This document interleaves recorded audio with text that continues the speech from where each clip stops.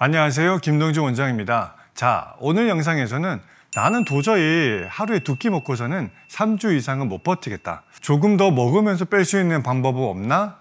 고민하셨던 분들에게는 선물 같은 영상이 될 테니까요. 끝까지 집중해 주세요. 다이어트를 하실 때 많은 분들이 궁금해하는 것은 더 빨리 뺄 수 있는 방법은 없나? 하는 것이지만 실제로 중요한 것은 더 멀리까지 뺄 수 있는지, 즉 내 목표 체중까지 뺄 수 있느냐 하는 것입니다. 그리고 더 멀리까지 뺄 때 중요한 것은 내 몸이 감량을 버텨주어야 하는 것인데요. 즉 3, 4kg가 아니라 13kg 이상을 빼려고 하신다면 단순히 작게 먹는 다이어트로는 승부를 보기가 쉽지 않다는 겁니다. 왜냐하면 개인차가 있겠지만 10kg 이상 감량이 일어나면서부터는 우리 몸이 잘 버티지 못하거든요. 따라서 조금 더 먹더라도 똑같은 속도로 우리가 살을 뺄 수 있다면 13kg가 아니라 15kg, 20kg까지 빼는 데에는 그 성공률을 훨씬 더 올려주는 일이 될 겁니다. 이때 떠오르시는 게 도대체 뭘 더 먹어도 다이어트 속도는 유지된다는 거지?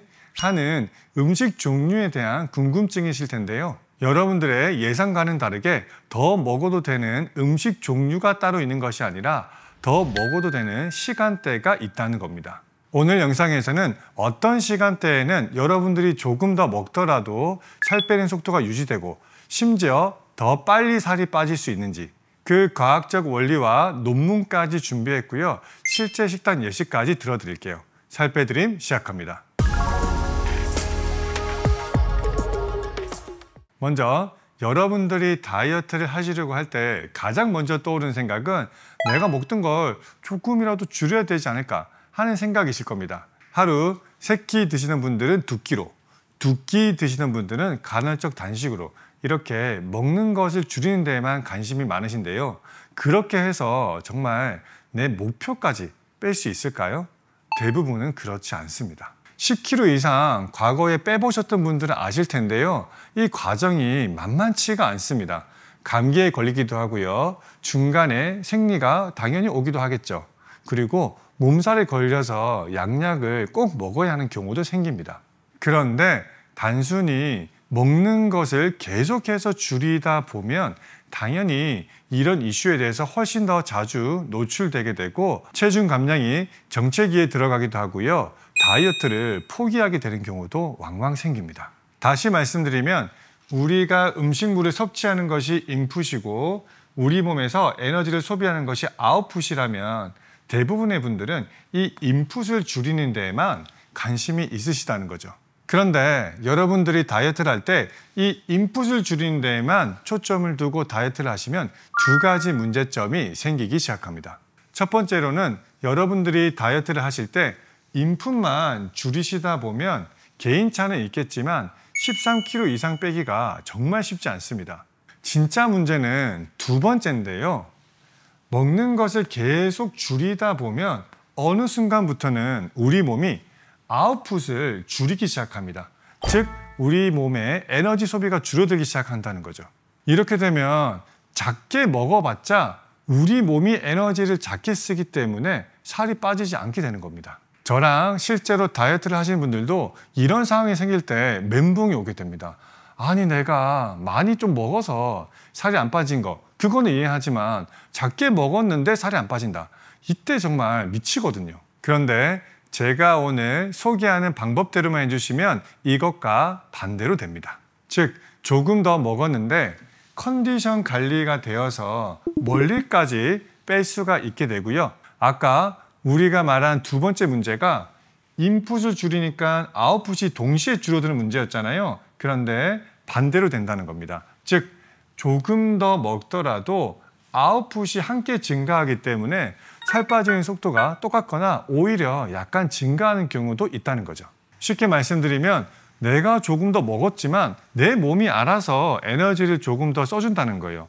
이것의 출발점이 바로 아침 식사입니다. 자, 그럼 지금부터 아침 식사는 왜 먹더라도 살 빠지는 속도가 유지되는지 말씀드리겠습니다. 첫 번째는 바로 TEF, 식사 유도성 열생산이라고 하는 것 때문인데요. 쉽게 말씀드리면 여러분들이 음식을 섭취하고 소화하는 과정에서 열이 생산되는데요. 이때 생산되는 열로 인해서 에너지 대사가 활발하게 일어나기 시작합니다. 즉, 여러분들이 음식물을 섭취하는 행위는 단순히 인풋만 있는 것이 아니라 인풋으로 인한 아웃풋도 어느 정도 있다는 거죠. 그런데 꼭 아침 식사여야만 하나요?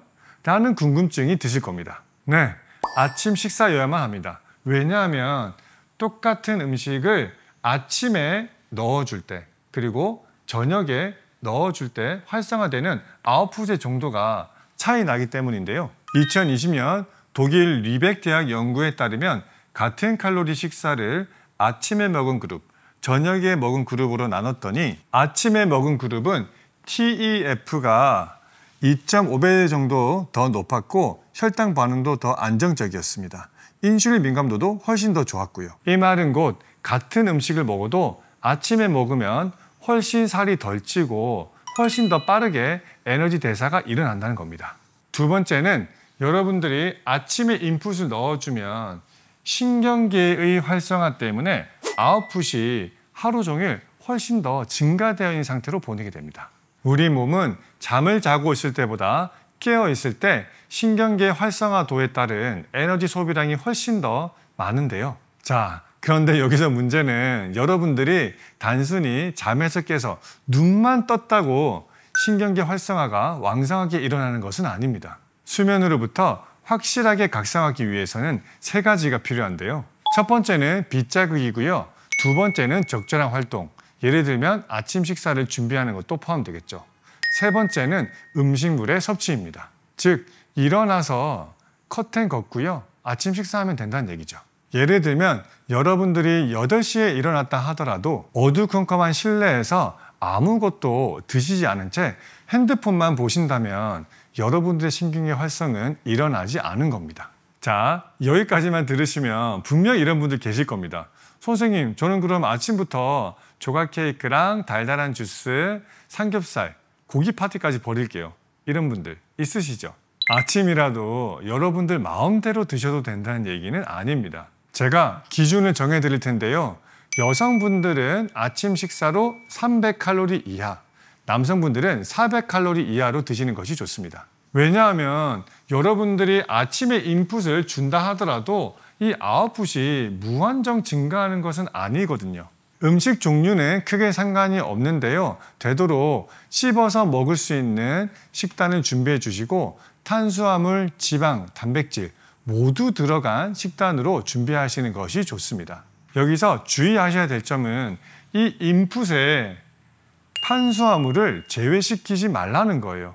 많은 분들이 탄수화물 먹으면 무조건 살찌겠지 생각하시는데요. 적절한 탄수화물은 아웃풋을 증가시키는데 꽤나 중요한 역할을 하기 때문에 탄수화물을 조금 작게 드실 수 있겠지만 아예 배제하지는 마세요. 자, 제가 식단 예시 들어드릴게요. 3가지 정도를 준비했거든요. 첫 번째는 현미밥에 닭가슴살, 야채 볶음입니다. 현미밥은 100g 정도를 준비해 주시고요. 닭가슴살은 100g, 그리고 채소볶음, 소량 정도면 총 합이 395kcal 정도 되거든요. 이 정도는 드셔도 된다는 얘기입니다. 두 번째는요, 두부 샐러드와 통밀빵입니다. 두부 150g, 채소 샐러드, 그리고 올리브유 1큰술, 통밀빵 슬라이스 1조각. 이 정도면 총 칼로리가 390 정도 되거든요. 이것 정도도 뭐 드셔도 된다는 얘기죠. 세 번째로 준비한 식단은 삶은 계란, 고구마, 방울토마토인데요. 삶은 계란은 1개에서 2개, 고구마는 중간 크기의 1개짜리를 준비해 주시면 되고요. 방울토마토는 5개 정도 드셔도 총 킬로칼로리가 390 정도밖에 되지 않습니다. 자, 이렇게 아침을 구성해서 드시면 조금 더 먹었기 때문에 살이 조금 덜 찌는 정도가 아니라 오히려 조금 더 먹었는데 살이 더 잘 빠지고 멀리까지 빼는 결과를 기대할 수 있다는 겁니다. 이제는 몸이 버틸 수 있고 살은 더 잘 빠지는 다이어트 해보셨으면 좋겠고요. 이번 영상이 도움이 되셨다면 좋아요 부탁드리고요. 구독까지 해주시면 실제로 진료 현장에서 검증된 다이어트 이야기를 매번 들으실 수 있습니다. 이상 김동주 원장이었습니다. 안녕.